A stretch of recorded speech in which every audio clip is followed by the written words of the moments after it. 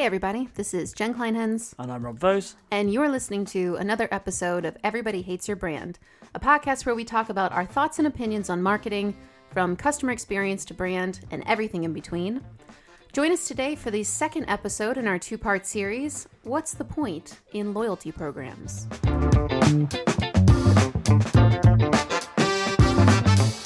In the first episode, if you like, we talked about what loyalty is, how we define loyalty. We talked a little bit around the concept of operant conditioning that loyalty programs operate on, the idea that, reward tied to a positive behavior. We talked a bit about the idea that actually measuring loyalty is really hard. Mm-hmm. And not always obvious. Yeah, because of the issues of self-selection, i.e. the concept that if you sign up to a reward program, you're more likely to be engaged in that brand anyway. Mm-hmm. And also the idea that there isn't an alternative universe somewhere where you haven't got the reward program that you can measure against. But we also talked about the idea that loyalty programs isn't just about the loyalty effect. We talked about the idea of using the data that you get from that to improve your marketing, mm-hmm. to improve your customer experience, revenues from suppliers, selling insight to suppliers and access to customers through yourselves in some way. So we talked a lot about that. This week, what we wanted to cover off was a little bit more around the actual programs that we like and the programs that we think are really positive and really powerful, and maybe some that are doing something a little bit different to the classic programs. So I started digging around and did some research into sort of successful quote-unquote reward programs, and came across an interesting article by the Loyalty Science Lab on Medium, which I will link to. Very promising. Yeah, sounds good, doesn't it? Do loyalty programs work? And it talks about two large-scale studies that were done to look at what drives a successful program. They go into detail about what these programs are. One's from the University of Dayton, and then the other one is from the International Journal of Research in Marketing. And those work from multiple countries and all that sort of stuff. But what was interesting was they found a positive uplift in sales. I'm a bit twitchy about some of that stuff, and they even talk about self-selection, like you launch, you make more money, which would just mean you're a better company and you had a better product and all that kind of stuff. But what it did look at is what factors help.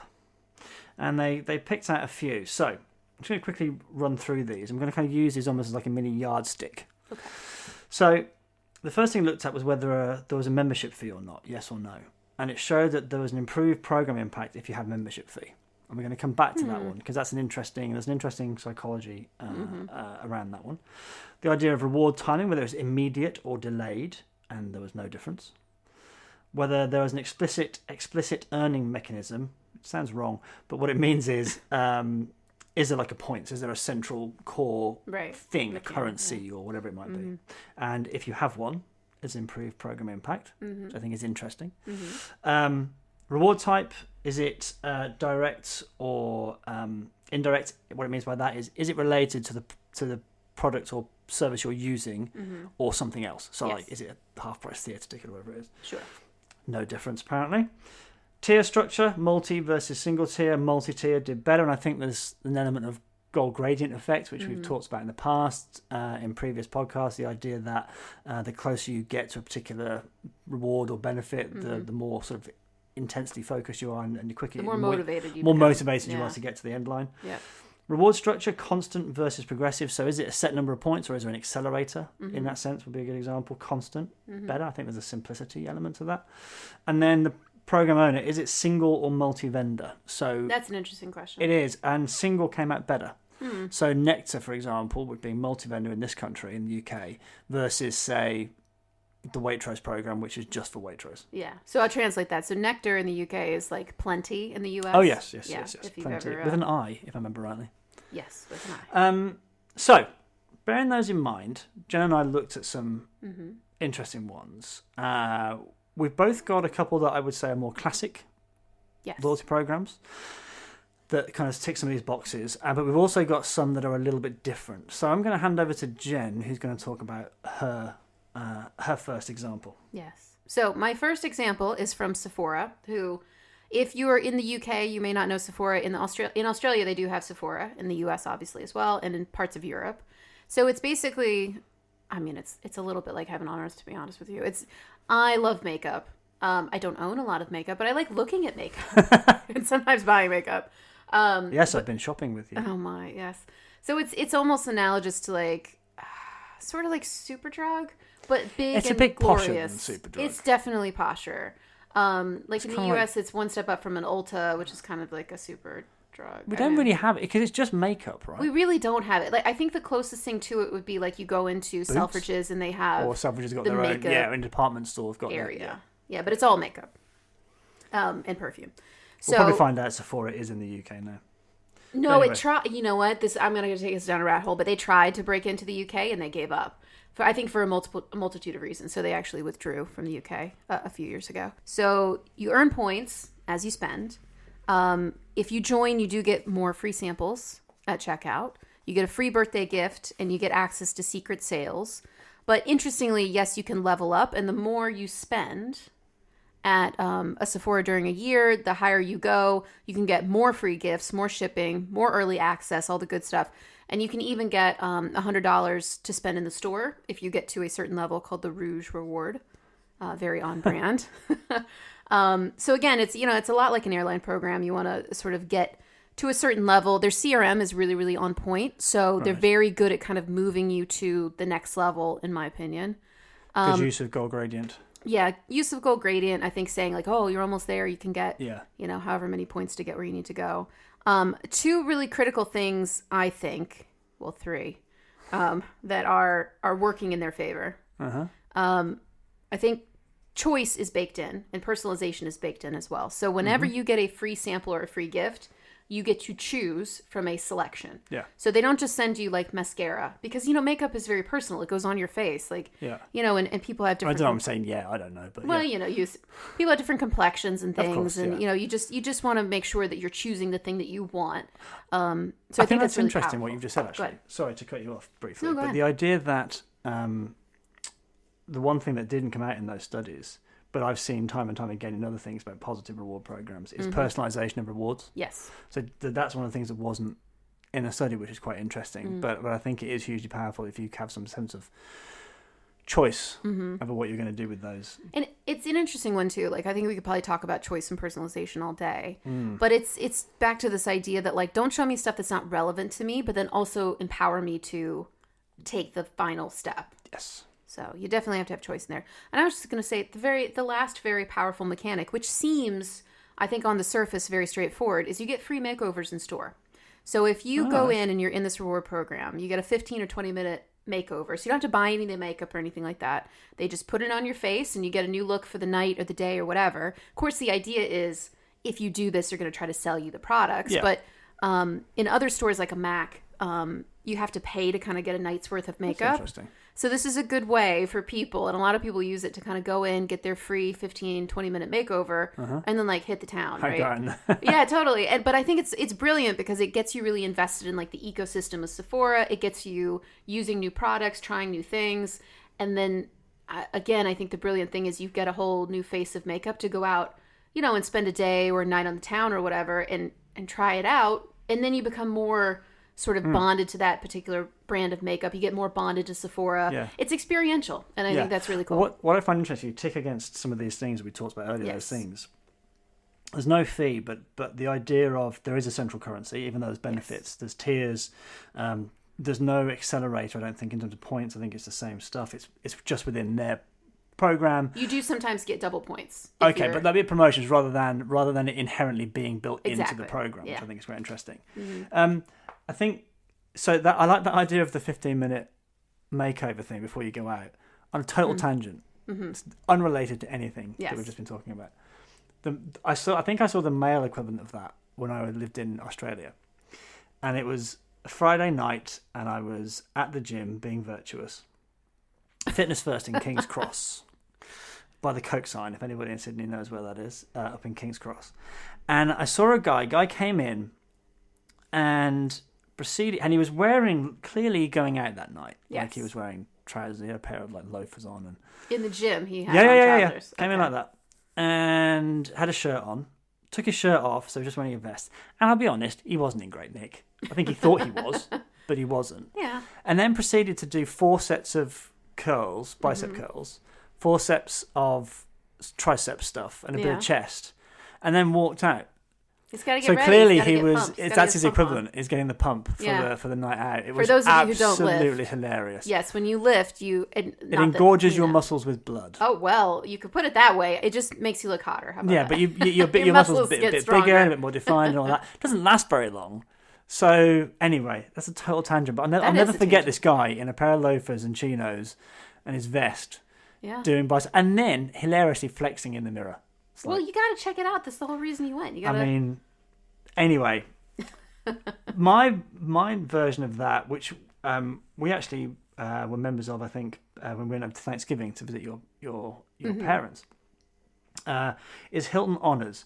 And so everyone knows Hilton Hotels, a chain of hotels. And Hilton Honors is actually, there's a couple of interesting review sites that talk about Hilton Honors as a really positive program, one of the best ones. I really like it. And what's interesting is it has the things like the tiers, and so your base member, silver, gold, diamond. It has a central core currency, which I think is really interesting. It's all sort of within itself, but the other thing that I like about it is that there's reasons to join beyond the points, in a sense. And one thing is, when I was at a game with the points program, one of the issues is, so mums, for example, who are one-time only buyers at Christmas, you earn a certain amount of points. It's probably not going to be a huge amount. What good is that to me if I'm a low frequency user? Whereas this one, member benefits, if you just join, you get free Wi-Fi. You get digital check-in, you get to choose your room, you get your key as part of your app, and all those kind of things. So I think there's some interesting benefits beyond the points that make it worthwhile. And then you can then tie that back into what we talked about last week in terms of using that data for other things, not just loyalty, quote unquote. Yeah, totally. But as you go, you earn more points. They've got silver, where you get all that stuff. Plus, now interestingly, they have a points accelerator. Do they? I think there's an interesting question there on simplicity, maybe. But anyway, as you go, you get, if you're silver, you get 20% bonus points, gold 80%, diamond 100%. But the things they start to add are interesting. So you get a 5th night free. I also you get 2 free bottles of water. If you're fancy, that hotel water is expensive. If you're in what's it, Flint, Michigan, could be coming in handy. Rollover nights, you can get space available room upgrades if you're gold. So if there's an exec level room and you've got a base, it's free. You can jump up. Free continental breakfast. That's pretty cool. And then you get executive lounge access if you're diamond, and you get a whole bunch of premium Wi-Fi, not just your crappy basic Wi-Fi. Super fast. Premium Wi-Fi. Yeah. So Hilton Honors, I think, is a really interesting program, and when you look at the reviews about it, there's some real positivity. The other thing they do, which we talked about last week in terms of making money from these programs, is they obviously sell their points wholesale because there are credit cards and all sorts of different things where you can earn points. And we know from talking about last week where the airlines make a huge amount of money from those programs, selling those wholesale to credit card companies and all those kind of things. So I think that's an interesting element too. They've kind of built that in. I think the scale of them as a brand helps with that. Yeah, for sure. So there's a couple of interesting kind of classic examples there. I would describe them as loyalty programs that are, or reward programs, because I said last week I hate the word loyalty program. So reward programs that are more classic in their design. The one thing I will say that I really like about Hilton Honors as well, and one of the reasons why I use it a lot, well, fair amount, not much traveling these days. Not much recently. Yes, but it goes across several brands. So it goes across the entire Hilton family. So you can use it at Hampton Inn. You can use it, I think, at DoubleTree. Obviously at Hilton. So no matter what's your budget for that particular trip or wherever you're going, you can use it. And I think it's the physical availability side of it. And I think that's partially mental availability as well. But I used to do the thing where I would do. So like when I lived in Nashville, and my parents live up in DC, it's a 12-hour drive, about. Maybe a little bit more, maybe a little less. But I would usually stop. Some days I did it all the way. But usually I would stop in Bristol, Virginia. This isn't going to mean anything to anybody, but Bristol, Virginia. And because there was a Hampton Inn there. And I knew I would keep driving slightly past the point of comfort, to be honest with you, to get to this Hilton, or this Hampton Inn, in Bristol, because I could get my points. Well, so there you go. I think that's true loyalty, because you're going to go in that. You're going beyond what's convenient. Yes. To an extent, I think the other thing that doesn't come out in some of these studies and what have you, I think one of the things that's important. And if you the idea that you get people to use their points. Mm-hmm. So having worked on reward programs, one of the things you see a lot is point segmentation. So who's earning a lot and who's like high earners and who's got high balances and all that sort of stuff. But one of the things that I think is really important is understanding who's burning, because they're true fans of your program. They're the people who are now clearly. And when I did some work on this years ago, the idea of people who spend a little when they get it, and there's people who are saving up for a long time, and there are people. But one of the things I know people are afraid of a little bit with points programs is people redeeming their rewards, weirdly, and I think making it difficult to redeem the rewards. And I think one of the things that Sephora does and Hilton does is it's not that difficult. There's issues with Hilton in terms of like different room rates in different states and all that kind of stuff, depending on where you are and the amount of points it's going to cost to get a free room and what have you. So there's complexity there. But I think any reward program lives or dies on people using its rewards. If you don't use your rewards, people aren't really invested. You can't really say someone's invested in your program. It's interesting because I was just trying to Google quickly. There's a famous case of Harrods. So Harrods, the department store. It's a luxury department store. It's a gorgeous, beautiful place. I might have told you this. You might have told me this, but there's apparently someone who's like a super high spender who has how much on a loyalty card? This was a few years ago. So I was working at Disney, and Disney was about to launch Bibbidi Bobbidi Boutique.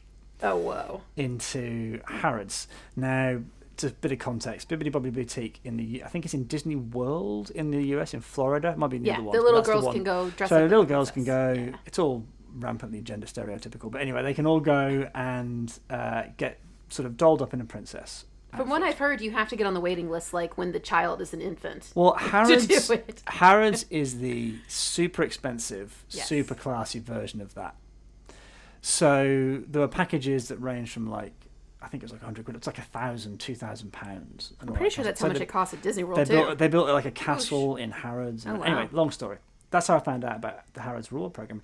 What's interesting about the Harrods reward program is it's points based, or it certainly was back then. And you would think minted loads of money, who cares about a points program? But apparently they go mad for it. Yeah. And it's like, I think it's every half a year, every 6 months. Again, I could be talking about, but it's not instant redemption. You kind of get given a gift card with the points on it. So there's a sense of that delayed gratification. Okay. Anyway, there's a woman who used to come in and buy very expensive shoes and handbags most week, and she had a card, I think it was in the safe, and it was like had tens of thousands on it. And the argument is, how rich do you have to be not to be bothered?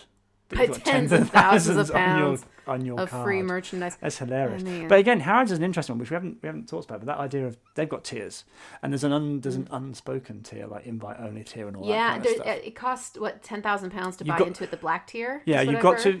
The top of the top is beyond black. Oh, and now this might involve change. This is, Jesus, 6-7 years ago now. Yeah. But you had to be. It's kind of like an invite, or you had to spend like 200,000 a year, or some ridiculous number to get into it. So if there's anybody from Harrods listening, sorry if I've butchered your program. Yeah, we apologize. Or we've butchered your program, but we're just going on what we've read. Yeah, or what I worked with back in the old days in Disney. So what we talked about there, I said before, is very classic reward programs. But I think there's a trend, and I think to a degree it was not started by Amazon Prime, but I think Amazon Prime, there's a lot of literature about that. Is Amazon Prime a loyalty program? I even wrote an article myself about it. Yes. Very good article that we will link in the show notes. We will indeed. Everyone read it. And the short answer is, yeah, it is. Well, if it's not a loyalty program, what is it? Well, as I think I said last week, when they were having the initial meeting, it was clear that they were trying to retain people. And there's an interesting quote. So the guy called Vijay Ravindran, who was a former director of ordering at Amazon, was at the original kickoff meeting for Prime in the autumn of 2004. And this is kind of a quote from an article. The thing I remember very distinctly is this phrase: "I want to draw a moat around our best customers. We're not going to take our best customers for granted." He said something along the lines of, "If I'm going to change the psychology of people not looking at the pennies differences between buying on Amazon versus buying somewhere else." Wait, so he said it was a psychology thing? Kinda. Oh. And I think that completely changed the mentality. It was brilliant. It made Amazon the default. And there are stats that back that up. So there was an interesting, it's called the Future Shopper Report. I think it was WPP. Could be wrong. But it said that Amazon Prime members are twice as likely to start their searches on Amazon as those who don't have. Yeah, I the have seen that service stat. It's really interesting. And there's a bunch of stuff. Now you've got to be careful. Some of the self-selection stuff in there, and you're going to join Prime if you're already a big Amazon Prime member. But directionally, I little bit of me search. Like same thing with me. So when I was in the US, I don't use Amazon as much in the UK. But in the US, I would use it, at least twice a week. Like I wasn't really going to a store at a certain point because I was just so busy. I was going to school, getting an MBA, working all day, all that stuff. Yeah. So when I needed something, I would just hop on, like blah, blah, blah. And I would start on Amazon. I would never Google anything. No. If I needed paper towels, I'd go straight to Amazon. If I was looking for something, I'd go straight to Amazon. And I think makes sense. There was three kind of things that I kind of felt to me that were the key here. So one was that you just talked about, that frictionless thing. We know friction kills. So one-click purchase, unlimited next day delivery, no extra cost, all that kind of same day, all that other stuff. So that was one element. The other element was what I call kind of rewarding. So not only, it started just as a postage thing, it's next day delivery. And now you've got Prime Video, Prime Music. There are people who've got Amazon Prime just obviously to watch the videos and, to watch the shows and all those kind of things. There's a whole bunch of stuff. But the one that I think was interesting that came up in the report was the entry price they charge. And I think that's why people didn't necessarily think of it as a loyalty program to begin with. Yeah. Because usually, historically, loyalty programs are free to a degree, or they certainly aren't $79. Yeah. And what's interesting, though, is that going back to the behavioural science stuff we've talked about, the cost creates a sunk cost. I've spent 79 quid. And because of loss aversion, the idea that we seek to avoid losses as best we can, if I don't use Amazon, that 79 quid was a loss. I've lost that money. I think there's another element at play from a behavioral science, like psychology perspective, and that is this idea of commitment and consistency. So Cialdini talks about this in his, it used to be 6, now it's 7 principles of influence. And commitment and consistency, basically saying, if you can get someone to make what is relatively seen as a low, like an easy, low cost, low effort commitment to something, they will want to stay consistent to the commitment they've made by paying you something. And actually, Cialdini in his book, the two most powerful principles are social proof, which we know everybody loves everywhere, and commitment. From a psychological perspective, it shows up in every single culture at every single time. There is no recorded culture in which commitment and consistency did not work as a lever for persuasion. So it's a very interesting one. It is. I think there's that entry price element, I think, is really powerful. And obviously, again, the studies I mentioned earlier mentioned membership fees. And I think what you're starting to see now is people sort of taking inspiration from that. I think you had one you wanted to talk about, and I've got a couple as well. It might be older than Amazon Prime, actually. I did not look up the age, but REI, which is an outdoors retailer in the U.S., has a co-op program. So basically what you do is you pay $20, you become a lifetime member of their co-op. So it kind of goes back to their roots, like as a co-op. So co-op meaning like owned partially by the customers, owned partially by the business. So you buy into the business to help support it and all of that. So $20, you're a lifetime member. In return, you get 10% back on every single purchase. You get exclusive, what they call garage sales. You get discounts on experiences like adventure classes. The brilliant and interesting part about it is they actually pay you cash money. So, yes, cash money. So if they make a profit or a certain amount of profit, they will disperse that profit and write you a check. And my dad actually is a member of this REI co-op, and this is how I learned about it. He was like, oh, it's my check from REI. I was like, excuse me, what? Are you working for REI? He's like, no. I'm in the co-op program, and every year I get a little check. He's like, it's not a ton. And I said, well, what do you do with that check? He said, well, to be honest with you, I usually go back into REI and use it. Yeah. So, interesting. They're not necessarily losing that. They're not, it doesn't necessarily lose outside their ecosystem. Now, that being said, I'm sure a bunch of people just put it in their bank account and forget about it. But again, I think it goes back to that commitment and consistency and sunk cost, kind of working on a psychological level. But also, it just is a program that provides really clear value. I mean, it's $20 for the rest of your life. Do you think you're going to save $20 if you get 10% back on everything you buy for the rest of your life in REI? Probably. So I think it's that really clear value exchange and that ongoing relationship that makes people more loyal.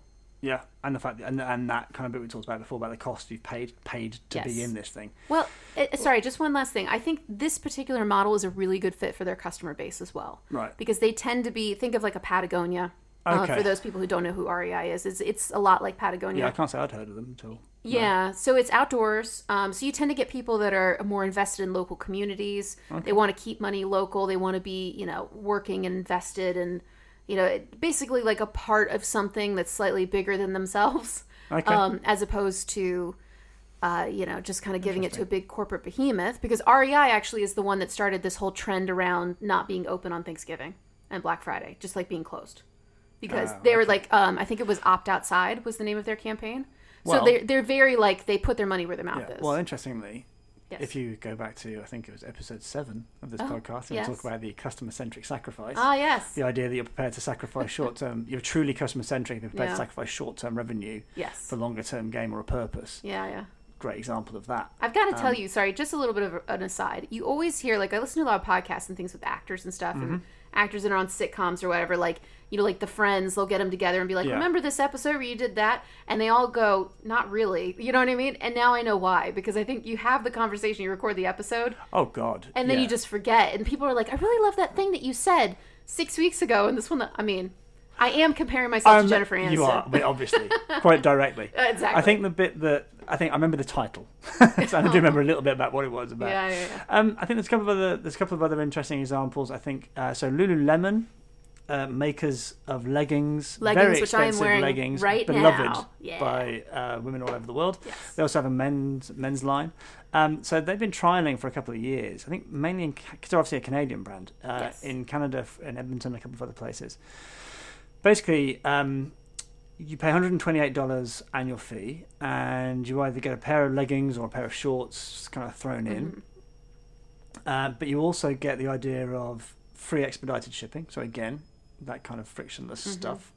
And most of their stuff, I imagine most of their leggings are worth more than $100 unless they're on sale. So you're probably not too far off justifying it just on the leggings alone. There's somewhere between $100 and $200. Yeah. But it also does things like, so free shipping, you've got the experiential benefits. So do also things like niche fitness meets fashion experiences, as described here, whatever the hell that means, that many other brands can't. But again, those elements of frictionless, reward, cost, why would you go anywhere else? And then there are kind of smaller versions of this. So we were talking, I think it was a while ago, about Panera Bread.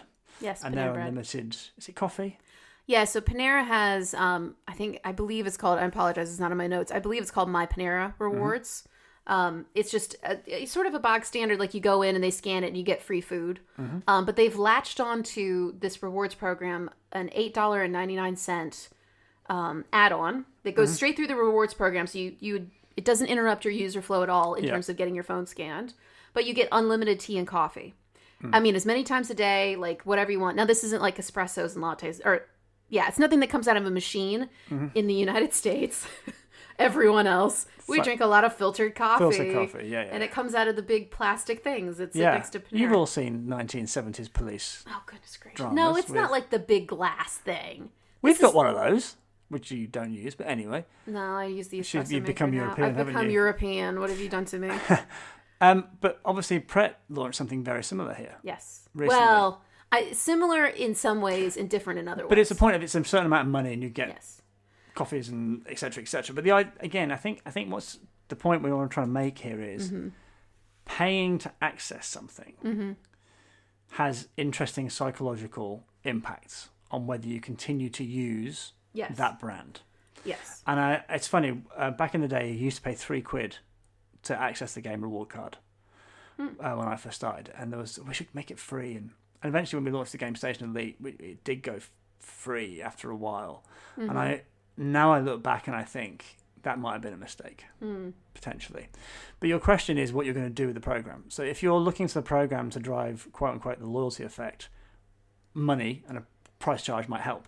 If you just want to get the biggest amount of customer data collection you can possibly get and then use that for marketing, supplier effects, all those other things we talked about last week, maybe actually zero price is exactly right because you're going to get everybody or a much larger chance of getting a bigger group involved. Yeah, I think it is worth considering that when you're asking customers to pay for something or this like concept of getting something unlimited or whatever it might be.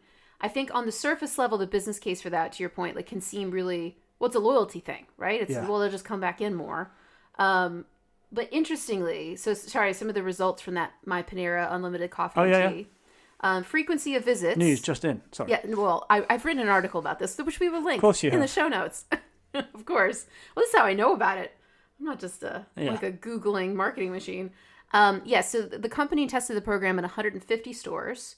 And basically, this is what they found. Very interesting. The frequency of visits jumped by more than 200% for customers who signed up for My Panera Plus Coffee. Now, bear in mind, these are loyalty. How did they know? Oh, they were loyalty, so they Because knew they're what they were loyalty doing beforehand. customers. Right. See, I think this is the brilliant bit that they did with this, which is make it frictionless, so you put it right into the loyalty rewards. Yeah. But they also can track now, what were you doing before, what were you doing after, and you have a really clear picture of the impact. There is still some potential self-selection in there, but yeah, possibly, but less than more. So, and also there was a 70% increase in food attachment for subscribers, which their CEO called, quote, staggering. I'm reading straight from my article at the moment, but basically people who came in, I'm paraphrasing. I'm quoting my own brilliance. I'm quoting myself. People who came in to get their subscription coffee also bought food. So before the program, they were more likely to come in and just buy a coffee. Mm-hmm. So in other words, I'm just going to pop in a Panera, get my coffee, I'll get my loyalty points, great. Oh, pop in a Panera, my coffee's free, so I can take that money and buy a muffin, bagel, fill in the blank, bread. Yeah. Some kind of bread. Some sort of carb. Panera bread. Well, I think that's interesting. I mean, I'll give one last shout out to Game in terms of the elite program at Game, which is a paid-for tier there, where was working there for pretty much the last year or so, and there's some, again, obviously I can't go into details, but there was a definite, based on the analysis that was done, definite positive impact if you were a standard reward program and you were a certain spend already. Yeah. And then people who joined who were similar, basically took a very talented analyst called George King, took the data and said, okay, these people look similar to the people who joined up. What have they done to people who joined versus haven't? But they were similar looking beforehand. And it was huge in terms of the impact. And then we spent a lot of time trying to convince Game to really push Elite. So I think what we're trying to cover off here is that there are definitely things you can build into your program that give it a better chance for success. Consider things like a membership fee. Consider things like tiers, personalized rewards, those kind of elements that can make your program more engaging. I would also say really focus on, if you have a points-based program, focus on the burning part of it. Yes. Or any of it. I mean, redemption part. Who's using the benefits and how many, and is it enough? Yeah. And to push that really, push it as hard as you can, because I say the people who are burning or using the program rather than just earning, they're the ones who are really into it. Yes. So that's it for this episode of Everybody Hates Your Brand. We hope you enjoyed it. You can find show notes, resources, and more episodes on our website, everybodyhatesyourbrand.com. Be sure to join our mailing list. But before we go, let's leave on a positive note and share what we're loving right now. Rob, what you got? Well, as a cantankerous old marketer, I like to follow other cantankerous old marketers, and one of my favourites is a chap called Bob Hoffman, former creative director of many agencies, and he just put up a post recently on LinkedIn, which I will link people to, and he wrote a book a while ago called Advertising for Skeptics, which sounds like it's a book I really should read, and he suggested that one of the reasons marketing isn't maybe taken as seriously as it might be is that we're lacking in enduring principles. So medicine has germ theory, disease, geology has plate tectonics, biology has natural selection. What are ours? Because as a brand, we like to, as an industry, we like to say things are dead and shiny objects. So these are the 8 principles he came up with. I'm not going to go into them in a huge amount of detail, but I think there's some really interesting stuff in here. Okay. 8 principles of brand marketing. So number 1, everything about brand marketing is contingent. There is no black and white, no always or never. There are only likelihoods and probabilities. Okay. I like that. It's quite zen. But it's absolutely the idea we talked about multiple times on this podcast, right? You're just trying to tip the probabilities in your favour. Yeah. All the money in the world spent on feeling good. People buy things they believe will make them feel good. Whether buying soda, a dress, a cell phone, a car, or a house, there is an unconscious calculation. Which of these options will make me feel best per dollar? I don't think that one's true. I don't think that's true. Sorry, Bob Hoffman. Because I think that's too rational. Yes. People aren't going to compare across these things. Yes. So I think that one's a bit off. But some of the other ones are interesting. Most fundamental objective of brand marketing is to achieve fame. I have some sympathy with that. in terms of being famous as a brand. Yes. Has huge benefits. Fourth one, advertising is the most expensive but most reliable way to achieve fame. There are many ways to achieve fame. A great product, great PR, but he's saying that advertising is the only one you can buy your way into.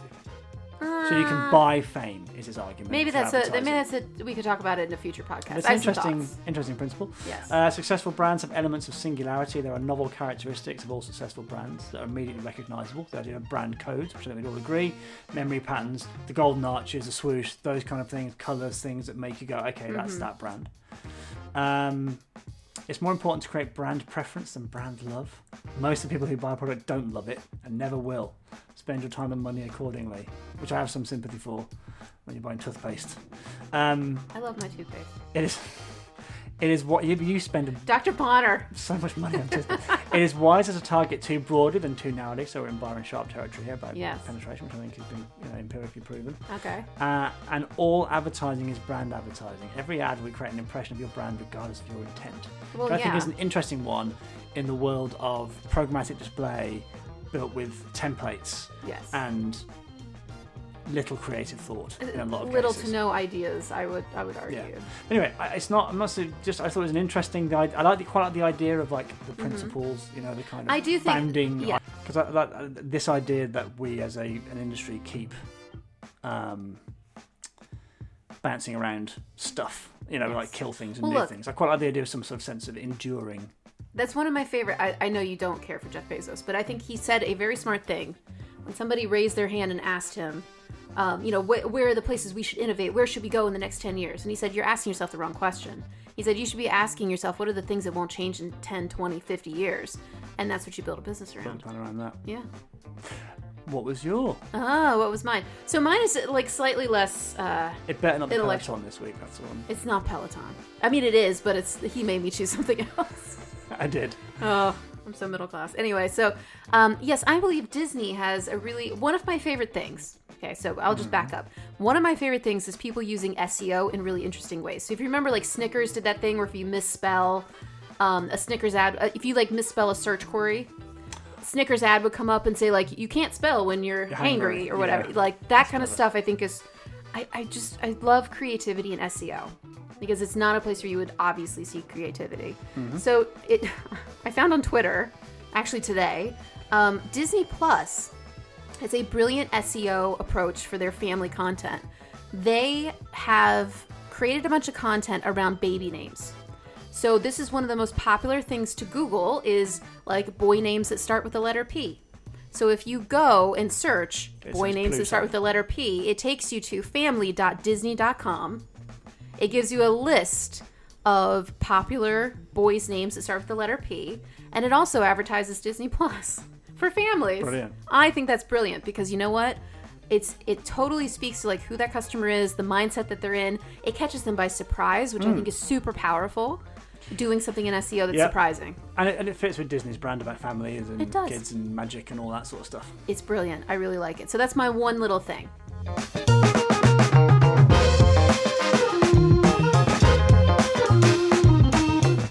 Well, you did it. You wasted another perfectly good half an hour or so with Rob and Jen and the Everybody Hates Your Brand podcast.